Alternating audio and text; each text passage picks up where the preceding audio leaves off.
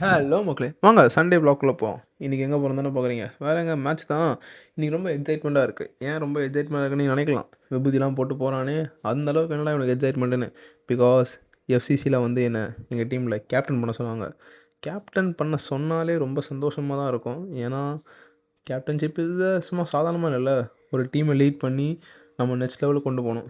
அந்த பொறுப்பை நம்ம குடுத்துருக்காங்கன்னா, அத நம்ம எப்படி யூட்டிலைஸ் பண்ணுறோம், அது எல்லாமே இருக்குது. சரி, எங்கள் அப்பா வந்து என்னை வந்து ஆலந்தூரில் போய் ட்ராப் பண்ணார். நானும் எங்கள் டீமோட முன்னாள் கேப்டனுக்காக வெயிட் பண்ணிட்டு இருந்தேன். அவர் வந்தோடனே அவர் காரில் ஏறி போயிடலான்னு. அவர் வந்து இன்றைக்கி அவர் பையனை கூப்பிட்டு வந்தார். சரி, வாடா எப்படி இருக்கா அப்படின்னு அவன்கிட்ட பேசிவிட்டு, நீயும் விளையாடுவா, நீ கிரிக்கெட் பிளேயரா ஃபுட்பால் பிளேயரான்னு கேட்டேன். அவன் டக்குன்னு ஃபுட்பால் பிளேயர்ன்ட்டான். என்னடா இது நமக்கு வந்த சோதனை. சரி, ஓகே, நானும் கிரவுண்டில் போய் ரீச் ஆயாச்சு. கிரவுண்டில் போய் ரீச் ஆகிட்டு பிளேயர்ஸ்க்காக வெயிட் பண்ணிட்டு இருந்தோம். ஆப்போனண்ட்லாம் வரட்டும், வந்தோடனே டாஸ் போடலான்னு அம்பையர்லாம் வந்துட்டு கூப்பிட்டாங்க. டாஸ் போடலாம் வாங்க போன்னு. டாஸ் போட்டேன். வழக்கமான டாஸை தோத்துட்டேன். ஃபஸ்ட்டு மேட்ச்சே டாஸை தோத்துக்கிட்டதா, சரி ஓகே. அவங்க வந்து பேட்டிங் சூஸ் பண்ணாங்க. என்னோடய மைண்ட் செட்டில் ஒன்றே தான் இருந்துச்சு, நல்லா ஃபீல்டிங் பண்ணணும், பவுலர்ஸை நல்லா யூட்டிலைஸ் பண்ணணும்னு.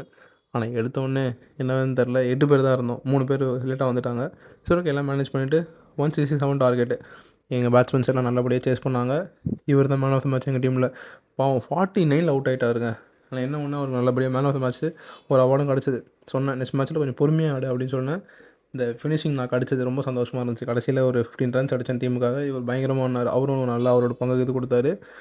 கடைசியில் என் மூஞ்சில் ஒரு சந்தோஷத்தை பார்ப்பீங்க, அந்த பிரகாசத்தை வேறு எப்படி சொல்கிறதுன்னு தெரில. சொல்லுவாங்கள்ல, கங்காவோட மூஞ்சில் சித்த பாறான்னு. சரி, அங்கேருந்து என்னோடய கிட்டை வந்து என்னோடய கேப்டன்கிட்ட கொடுத்து அனுப்பிச்சிட்டு, இந்த கேப்டன் கூடஞ்சேரி கிளம்பி போயிட்டார். இந்த வ்ளாக் இதோட சைன் ஆஃப் பண்ணுறேன் ஃப்ரெண்ட்ஸ்.